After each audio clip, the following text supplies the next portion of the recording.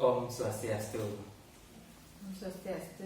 Perkenalkan, saya Ibu Eka Mahardita, calon guru penggerak angkatan 11 dari SMP Negeri 5 Bangli. Hari ini saya sedang bersama salah satu guru SMP Negeri 5 Bangli, yaitu guru IPS, yakni Mikedut Sri Budiani. Selamat pagi, Bu. Selamat pagi, Pak. Bagaimana kabarnya hari ini?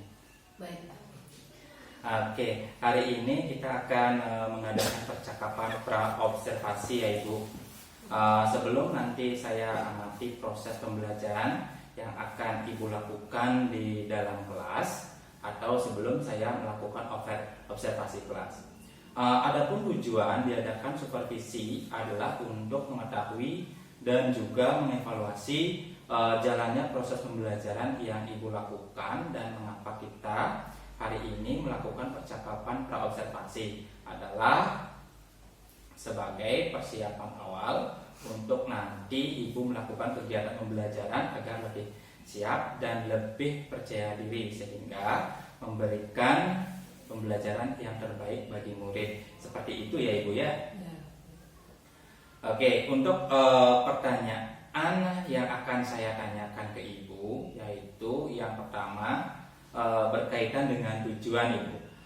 Kira-kira apa tujuan pembelajaran yang ingin Ibu capai dalam proses pembelajaran nanti Ibu? Iya, Pak. Berdasarkan rancangan pembelajaran yang saya tuliskan, itu ada 2 tujuan pembelajaran yang ingin dicapai. Yaitu yang pertama itu peserta didik mampu menganalisis keberagaman alam di Indonesia. Terus yang kedua, peserta didik mampu mengidentifikasi mata pencaharian di daerah tertentu. Baik, ada 2 ya Ibu ya? Iya. Oke, 2 tujuan pembelajaran yang ingin Ibu capai. Nah, bagaimana dengan area pengembangan yang ingin Ibu capai atau ingin Ibu lakukan untuk diobservasi nanti Ibu? Ya. Untuk area pengembangan yaitu meningkatkan hasil belajar peserta didik pada topik proses geografis dan keragaman alam di Indonesia pada aspek sikap, pengetahuan, dan keterampilan. Baik Ibu, jadi area pengembangan yang ingin dicapai adalah pada aspek sikap, pengetahuan, keterampilan pada siswa ya Ibu ya? Iya. Oke, nah saya ingin mendengar Bu, bagaimana rancangan pembelajaran yang ingin Ibu terapkan di dalam kelas, mungkin dari segi pembelajaran, model pembelajaran, atau dari metode pembelajarannya Ibu? Ya, baik Pak. Nah, strategi dan persiapan pembelajaran nanti tentunya adalah pembelajaran berdiferensiasi berdasarkan kesiapan belajar siswa yang diintegrasikan dengan pembelajaran sosial dan emosional atau disebut dengan PSE. Nah, kemudian akan dilakukan itu pembagian kelompok sesuai dengan kemampuan dan keaktifan peserta didik. Nah, dan untuk model pembelajaran saya menggunakan model pembelajaran problem based learning yaitu PBL. Nah, dengan metode observasi, diskusi, tanya jawab, dan penugasan. Sedangkan untuk media saya akan menggunakan media slide atau PPT, pembantuan video pembelajaran. Oke, baik. Jadi rencana pembelajaran yang akan diterapkan di dalam kelas nanti adalah pembelajaran berdiferensiasi yang diintegrasikan dengan pembelajaran sosial dan emosional menggunakan model pembelajaran problem based learning atau PBL dan metode observasi, diskusi, tanya jawab, penugasan, bermediakan Selandia atau PPT tadi ya, serta berbantuan video pembelajaran. Oke, kira-kira kapan nih Ibu akan melaksanakan pembelajaran tersebut? Di hari apa, di kelas berapa, dan di jam berapa Ibu? Ya, kegiatan pembelajaran ini akan saya laksanakan nanti pada hari Rabu di kelas 8A pada jam ke-45. Baik Ibu, jadi di hari Rabu nanti saya akan ke kelas 8A di jam 45.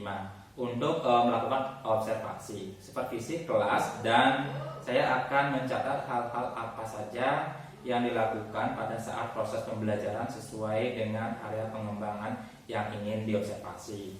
Nanti setelah kegiatan observasi atau pembelajaran di dalam kelas, kita adakan percakapan lagi, Bu, yaitu percakapan pasca observasi. Sebelum kita akhiri percakapan kita kali ini, kira-kira apa yang Ibu dapatkan dari percakapan kita hari ini, Bu? Ya. Melalui percakapan hari ini, saya mendapatkan gambaran apa yang nanti akan saya lakukan pada saat proses pembelajaran, sehingga saya bisa mempersiapkannya. Baik Ibu, terima kasih saya ucapkan sudah bersedia dalam kegiatan percakapan praobservasi. Sampai bertemu di kegiatan observasi kelas di hari Rabu ya Ibu. Terima kasih. Demikianlah percakapan kami tadi. Sampai bertemu di kegiatan observasi kelas dan percakapan pasca observasi. Selamat pagi anak-anak.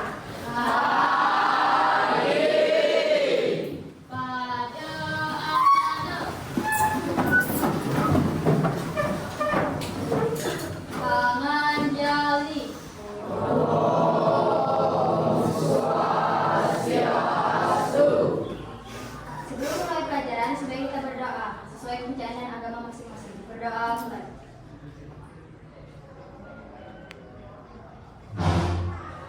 Berdoa selesai.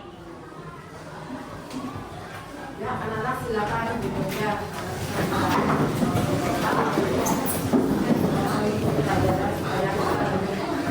Ya.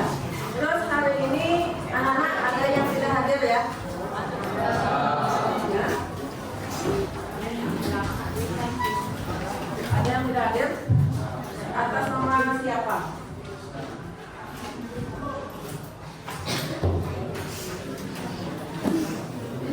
Atas nama siapa yang tidak hadir? Nah, ya. Alasannya? Acara. Terus siapa lagi? Cokorda. Alasannya? Karena sakit ya. Ibu tidak memanggil anak-anak satu persatu ya. Yang Ibu catat hanya yang tidak hadir saja ya. Bagi anak-anak yang sakit, semoga cepat sembuh ya. Dikaruniai oleh Tuhan supaya cepat sembuh. Dan anak-anak juga semuanya sehat selalu ya. Supaya kegiatan pembelajaran ini berjalan dengan lancar ya. Nah, apakah anak-anak? Nah, sebelum kita melaksanakan pembelajaran, ya, masih semangat untuk belajarnya? Masih. Ya, mari kita melaksanakan ice breaking terdahulu ya. Yuk, tepuk 1, tepuk 2, tepuk 3, tepuk 4, tepuk 5. Tepuk tangan untuk kita.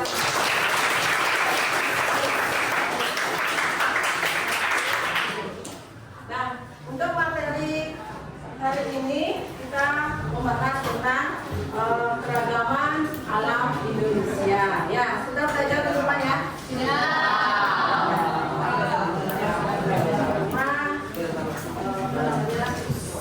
Mari kita simak video yang Ibu tampilkan di depan ya.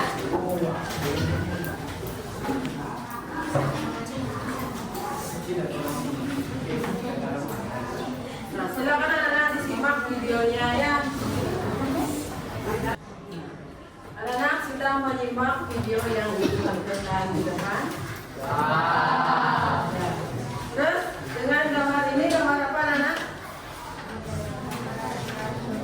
Ya. Ini adalah video dan gambar yang ditampilkan di depan itu adalah gambar keragaman alam Indonesia. Ya. Terus di sini anak-anak, siapa yang pernah diajak jalan-jalan oleh orang tuanya di rumah? Ya. Hah? Pernah? Kemana diajak jalan-jalan? Ke pantai ya, mana? Ke dataran tinggi ya. Nah, sekarang tujuan pembelajaran yang dipelajari kita hari ini yang pertama itu adalah peserta didik mampu menganalisis keberagaman alam di Indonesia. Ya. Terus yang kedua, peserta didik mampu mengidentifikasi mata pencaharian di daerah tertentu. Ya, itu tujuan yang anak-anak pelajari di hari ini. Ya. Nah, siapa tahu di sini apa yang dimaksud dengan keragaman alam Indonesia? Ya. Apa itu keragaman alam Indonesia, anak-anak? Ya.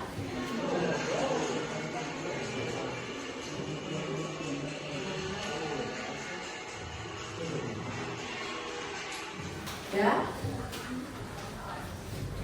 Yuk, yang bisa silakan angkat tangannya ya.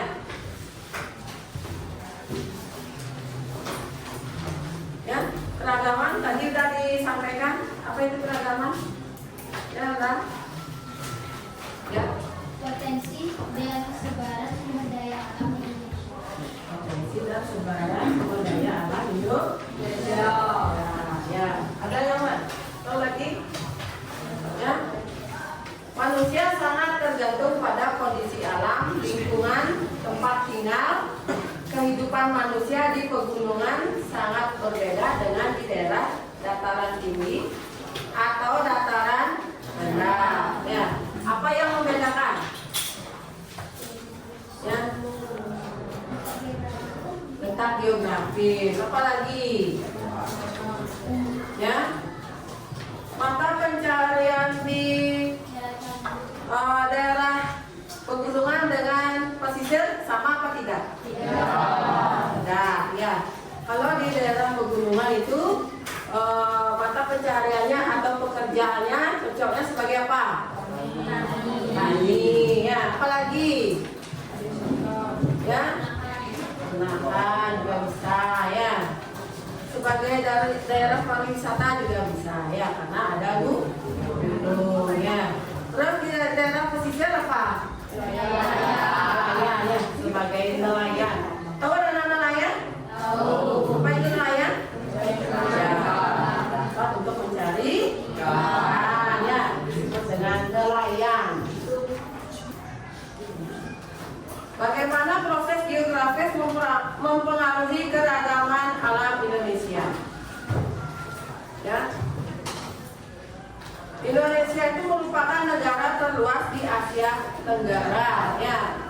Luas di Asia Tenggara. Oh, Asia Tenggara. Di Asia Tenggara itu ada 11 negara, ya. Nah, yang kita bahas itu adalah Indonesia terutama, ya. Luas negara Indonesia berapa di pojok? Ya. Berapa luas negara Indonesia? Daratan Indonesia berapa luasnya? Ya. 1.932,37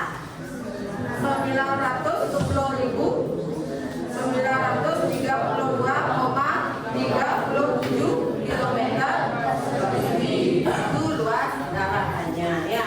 Kalau luas lautannya 5,8 juta ya kilometer persegi. Ya. Nah itu luas daratan dan lautan di Indonesia ya. Nah, sekarang apa yang dimaksud dengan letak geografis? Ya, benar. Letak geografis adalah posisi suatu wilayah berdasarkan kenyataan di permukaan. Posisi suatu wilayah berdasarkan kenyataan di permukaan bumi. Itu disebut dengan letak geografis. Ya. Berikutnya letak astronomis. Silakan juga perhatikan petanya ya. Petanya yang ditampilkan di depan. Nah, letak astronomis itu merupakan posisi suatu tempat berdasarkan garis lintang dan garis lurus. Ya. Nah, apa yang dimaksud dengan garis lintang?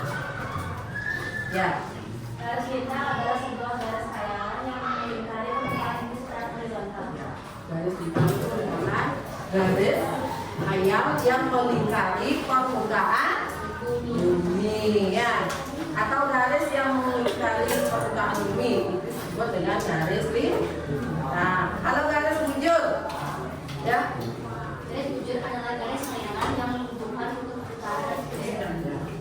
garis bujur itu menghubungkan kutub utara dan kutub selatan. Ada yang lain tahu? Yang mana disebut dengan garis lintang? Nah, ini disebut dengan garis lintang ya, garis yang mengelilingi permukaan bumi ya, secara horizontal. Terus garis bujur yang ini ya, garis yang menghubungkan kutub utara dan kutub selatan. Ini utara, ini selatan ya. Tuh. Nah, secara astronomis Indonesia itu berada di antara apa? Berapa? 6 derajat. Ya. Siapa bisa menulis di depan? Ya. Berdasarkan letak astronomis, Indonesia berada di antara berapa? Ini berdasarkan letak astronomis ya. Indonesia itu berada di antara 6 derajat lintang sampai 11 derajat lintang selatan dan 95 derajat bujur timur sampai 141 derajat bujur timur. Ini ya, pokoknya yang anak-anak yang lain diingat ya. Tuh, berdasarkan letak astronomis Indonesia. Nah, ini yang berikutnya letak geologis. Ya, siapa tahu apa yang maksud dengan letak geologis? Di belakang, kan? Coba di belakang biar ada perwakilannya supaya tidak hanya di sini saja ya. Tidak perlu di sebelah selatan juga jawab ya, supaya aktif ya. Letak geologis adalah posisi suatu wilayah yang didasarkan pada struktur geologi atau susunan batuan di sekitarnya. Itu letak geologis ya. Posisi suatu wilayah yang didasarkan pada struktur geologi atau struktur susunan batuan di sekitarnya. Ya. Artinya geologi itu ilmu yang mempelajari tentang bebatuan ya, itu disebut dengan geologi ya. Indonesia dilalui 2 jalur pegunungan dunia, yaitu pegunungan Sirkum Pasifik dan Sirkum Mediterania ya. Letak tersebut menyebabkan Indonesia memiliki banyak gunung api yang aktif. Indonesia itu banyak memiliki gunung api yang aktif. Berapa jumlah gunung di Indonesia? Ya, 127 ya. Tuh, ada gunung yang aktif juga ya. Nah, yang menyebabkan gunung aktif itu berdasarkan sirkum Pasifik dan sirkum Mediterania ya. Tuh. Nah, sehingga Indonesia itu selain juga Indonesia memiliki banyak gunung berapi ya. Jalur pegunungan di Indonesia membentang dari ujung utara Sumatera memanjang dari pantai barat Sumatera melewati Pulau Jawa, Nusa Tenggara, Banda, Sulawesi dan Borneo. Jumlah gunung aktif di Indonesia terjadi karena pertemuan 3 lempeng dunia ya. Lempeng apa saja anak? Lempeng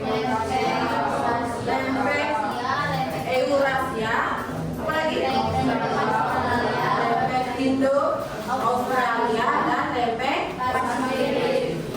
Ya, itu yang menyebabkan terjadinya adanya banyak gunung dan adanya dataran tinggi, dataran rendah, itulah yang menyebabkan adanya pergeseran antara lempeng. Ya, kalau lempeng ini bergeser itu akan membentuk suatu permukaan ya. Kita mesti ya paham. Nah, jadi cuaca dan iklimnya. Silakan disimak gambarnya ya, ini gambar cuaca dan iklim ya. Antara cuaca dan iklim itu ada perbedaannya ya. Kalau cuaca itu adalah ya, kondisi rata-rata udara pada saat tertentu di suatu wilayah yang relatif sempit dan dalam waktu yang disebut dengan cuaca ya. Kalau iklim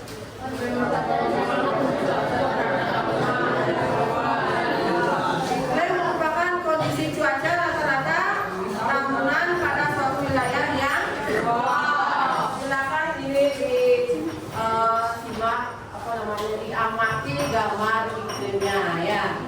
Nah, kalau di Indonesia ini bertempatan di garis khatulistiwa ya, silakan ditunjuk ini garis khatulistiwa. Nah, sehingga Indonesia itu beriklim apa itu iklim tropis? Ya, apa itu iklim tropis? Ayo, apa itu iklim tropis? Iklim yang memiliki dua musim ya. Musim apa saja? Musim hujan dan musim itu disebut dengan iklim tropis. Kalau subtropis, iklim yang memiliki empat musim apa saja? Musim penghujan, musim kemarau, musim lagi semi ya, musim dingin. Itu disebut dengan subtropis ya. Empat musim. Nah, yang berikutnya itu ada unsur-unsur cuaca dan iklimnya. Penyinaran matahari, suhu udara, kelembaban udara, angin dan hujan itu berpengaruh terhadap kehidupan manusia, terutama sektor pertanian. Indonesia memiliki iklim tropis yang memiliki dua musim, yaitu musim penghujan dan musim kemarau. Ini pengaruh unsur-unsur iklim terhadap tanaman ya. Tanaman tropis memiliki banyak varietas hidup alam, terutama bahan makanan pokok. Ya, yang pertama itu adalah penyinaran matahari. Yang kedua, suhu mengurangi kadar air sehingga cenderung menjadi kering. Yang ketiga, kelembaban. Ya, membatasi hilangnya air. Yang keempat, cuaca angin membantu proses penyembuhan secara alami mengurangi kadar air. Terus, ya, silakan amati ini, ya, lalu faktor perubahan iklim. Ya.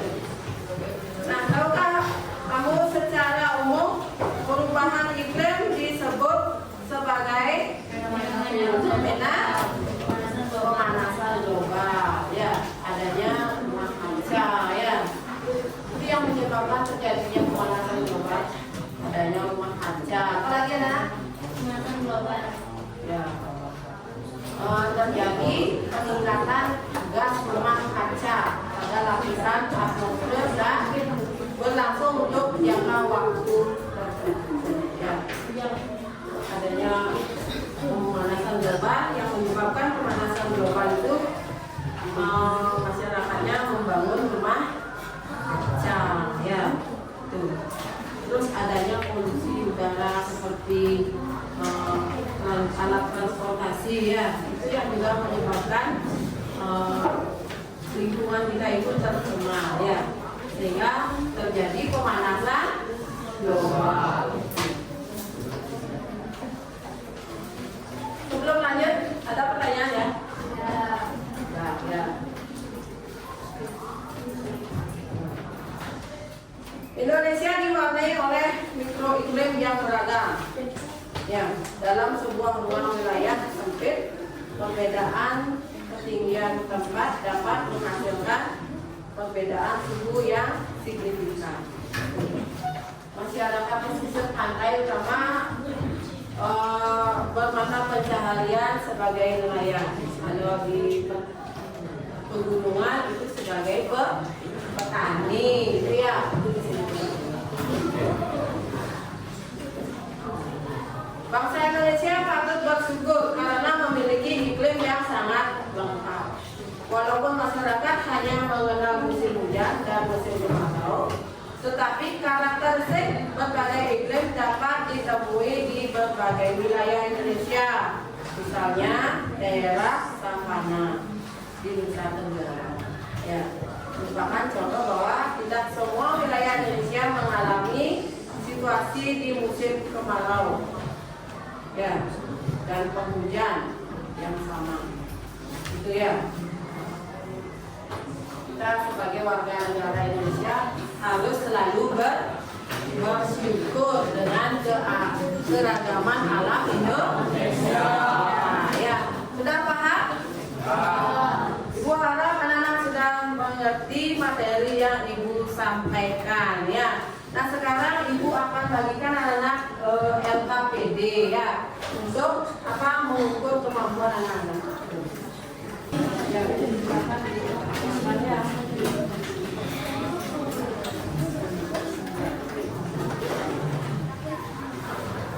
silakan ini disimak untuk amati gambarnya ya.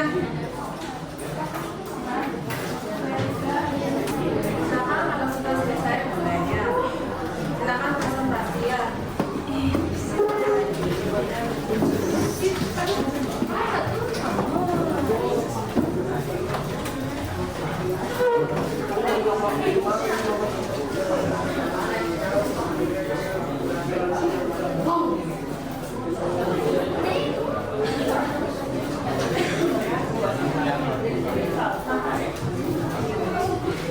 Kalau ada yang bertanya, silakan bertanya ya.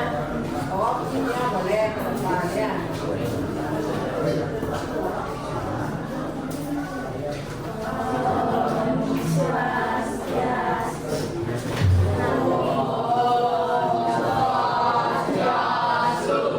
Perkenalkan, kami dari kelompok 6 kami presentasikan tentang keberagaman alam di Indonesia.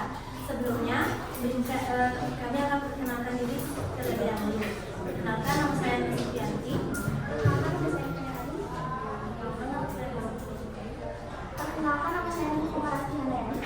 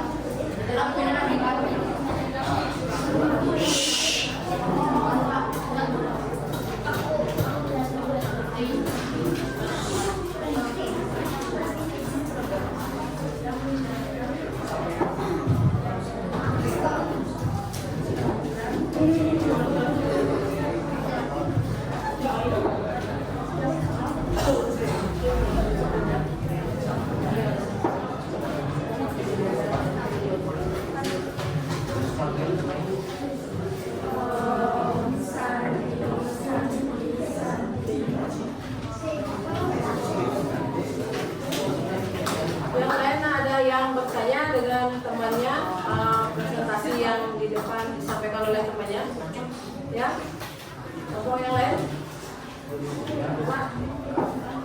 Ada pertanyaan untuk temannya di depan? kan materi yang disampaikan yang membedakan antara dengan pengamatan zaman modern.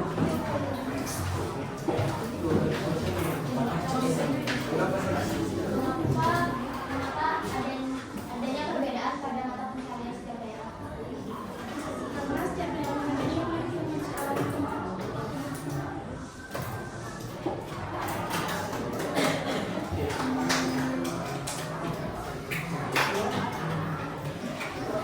Ya, silakan jawab.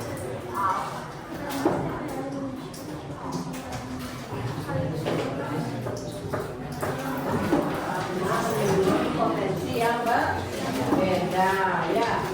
Dan faktor apa saja yang menyebabkan faktor apa saja yang mempengaruhi keberagaman mata pencarian ini.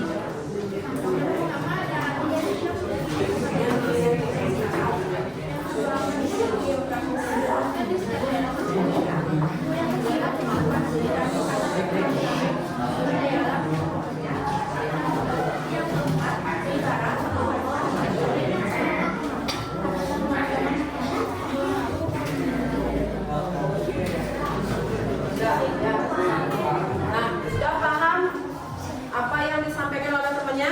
Ya, kalau sudah silakan diundur ya.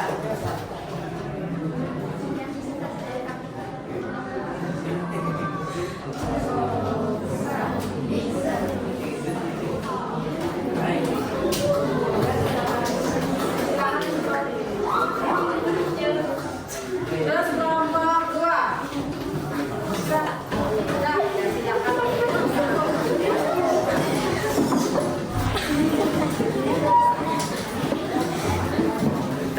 Mohon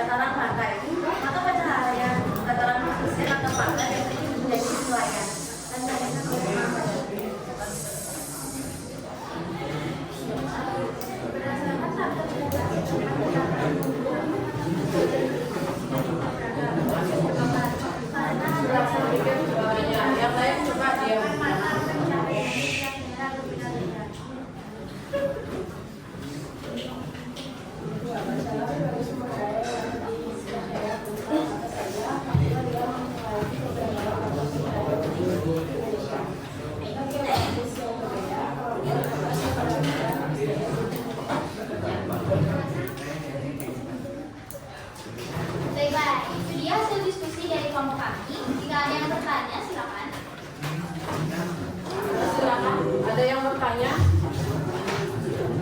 Ya, tentang mata pencariannya itu coba silakan.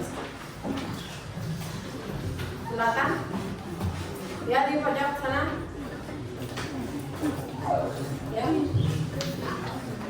Ayo, biar aktif ya. Ada pertanyaan? Sudah paham berarti semua ya? Ya, kalau tidak ada pertanyaan ya sudah. Ya. Sekian presentasi dari kelompok kami. Kami tutup dengan parisan. Terima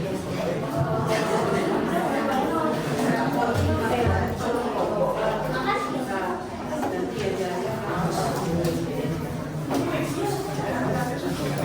Ayo kelompok berikutnya, ya maju. Sini. Nah, anak-anak sudah mengerti tentang apa yang disampaikan oleh guru tadi materinya, dan anak-anak sudah mengerjakan LKPD, tahu membedakan ya, antara mata pencarian antara di daerah pegunungan, dataran rendah dan pesisir ya. Nah, biar tambah semangat lagi, maksudnya anak-anak memiliki sifat apa namanya semangat. Tambah semangat, mari kita laksanakan SPG ya. Kelompok 1, kelompok 2, kelompok 3, kelompok 4, kelompok 5. Nah, anak sudah mengerjakan LKPD dan sudah presentasi ke depan. Nah, sekarang anak ibu akan kirimkan link Google Form. Silakan itu dijawab ya. Dijawab. Ibu akan kirimkan linknya lewat WA group. Anak-anak sudah bawa HP semuanya? Sudah. Ya. Ibu akan kirimnya linknya.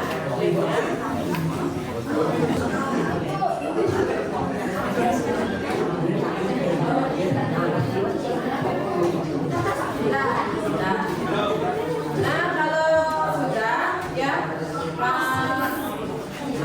mari kita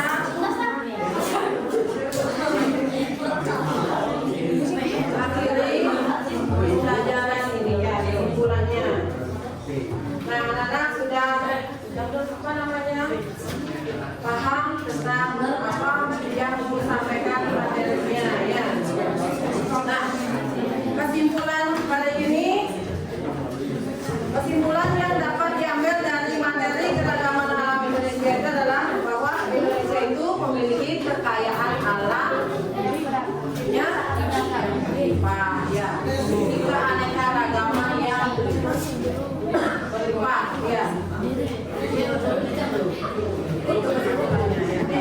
Bahwa Indonesia memiliki kekayaan alam yang sangat beragam, mulai dari flora dan fauna hingga beragam ekosistem seperti putaran tropis, ya, terumbu karang dan gunung ya. Indonesia kaya akan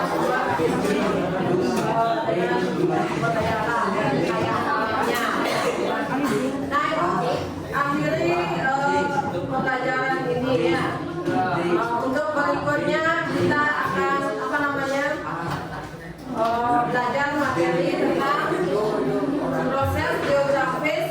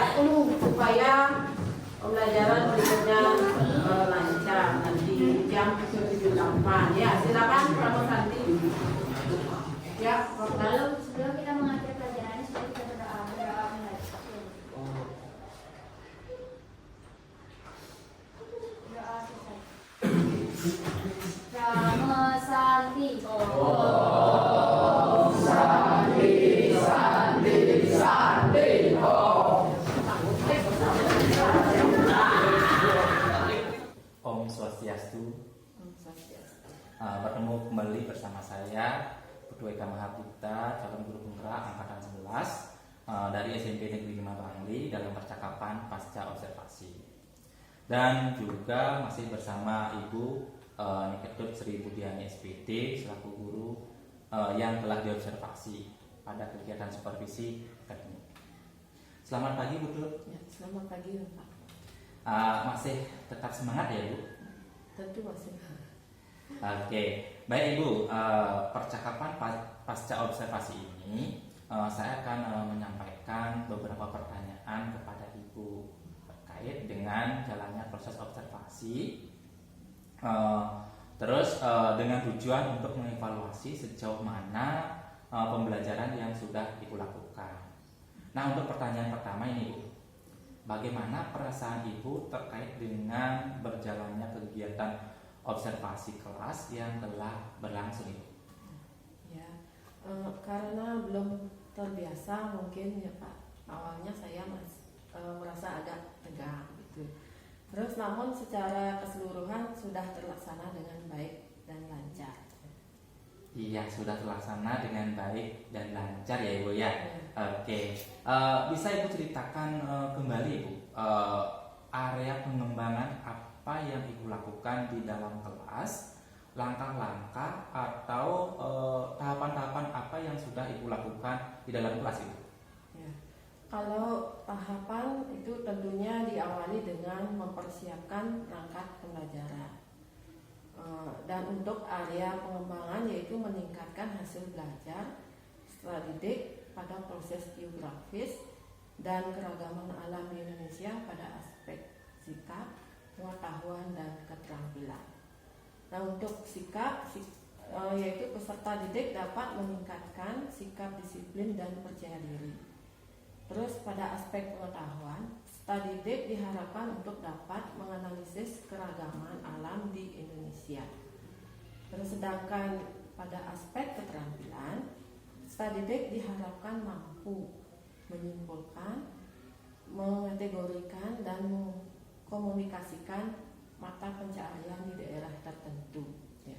Baik Ibu. Nah, area pengembangannya berkaitan dengan aspek sikap, pengetahuan dan keterampilan. Nah, sejauh mana area pengembangan yang sudah Ibu sampaikan tadi? Apakah sudah berhasil dilakukan di dalam kelas atau tidak? Menurut saya sudah berjalan dengan baik, namun memang ada kekurangan. Baik, sudah berjalan dengan baik ya Ibu ya. Sudah sesuai, namun masih ada kekurangan ya Bu ya. Iya, Pak. Nah, menurut Ibu, apa sih kekurangan atau kendala-kendala maupun hambatan yang Ibu hadapi saat pelajaran di dalam kelas Ibu? Ya, berkaitan dengan kendala maupun hambatan mungkin dihadapi juga oleh ibu atau bapak guru lainnya, yaitu masih ada beberapa peserta didik yang kurang aktif dalam kegiatan tersebut. Nah, masih mengandalkan teman seperti itu Pak. Oke, dari kekurangan yang tadi Ibu sampaikan ya, Ya. Masih ada siswa yang kurang terlibat, tidak aktif, atau masih mengandalkan temannya gitu ya. Ya. Oke, kira-kira mengapa hal tersebut terjadi? Ya. Mungkin di dalam pembentukan kelompok dengan jumlah siswa yang cukup banyak, saya lebih memperhatikan kembali minat peserta didik dalam pembelajaran berdasarkan gaya mereka, baik visual, auditori maupun kinestetik, sehingga mereka merasa lebih nyaman pada saat mengikuti pembelajaran. Nah, jadi perlu mengutamakan kenyamanan mereka agar dapat menyesuaikan dengan kegiatan di dalam kelas seperti apa yang mereka inginkan. Baik, itu untuk rencana kedepannya ya Ibu ya. Pada saat proses pembelajaran itu dalam di depan nanti akan menyesuaikan dengan kenyamanan peserta didik, terus menyesuaikan dengan gaya belajar yang dimiliki masing-masing siswa, baik visual, auditori maupun kinestetik, seperti itu ya Bu ya. Iya, benar. Baik, mudah-mudahan apa yang Ibu rencanakan dapat terselesaikan atau dapat terrealisasi atau terlaksana dengan baik. dapat memberikan pembelajaran yang lebih baik lagi sehingga peserta didik selalu bersemangat dalam mengikuti pembelajaran dalam kelas itu. Nah, kira-kira kapan nih Ibu akan melaksanakan perubahan dengan rencana-rencana yang sudah Ibu sampaikan tadi? Ya, rencana tersebut mungkin dapat saya realisasikan di awal semester genap ini. Untuk kelas jam belum saya tentukan ya. Namun pastinya akan terlaksana di kelas yang saya ampu, yaitu di kelas 7. Baik Ibu, terima kasih atas diskusi hari ini. Semoga apa yang Ibu rencanakan hari ini secepatnya dapat direalisasikan. Demikianlah rangkaian percakapan kegiatan observasi, dimulai dari pra-observasi, kegiatan observasi kelas, dan pasca observasi. Saya ucapkan terima kasih kepada Ibu Ketut selaku guru yang telah berobservasi, dan saya akhiri dengan para musanti. Om Santi Santi Santi.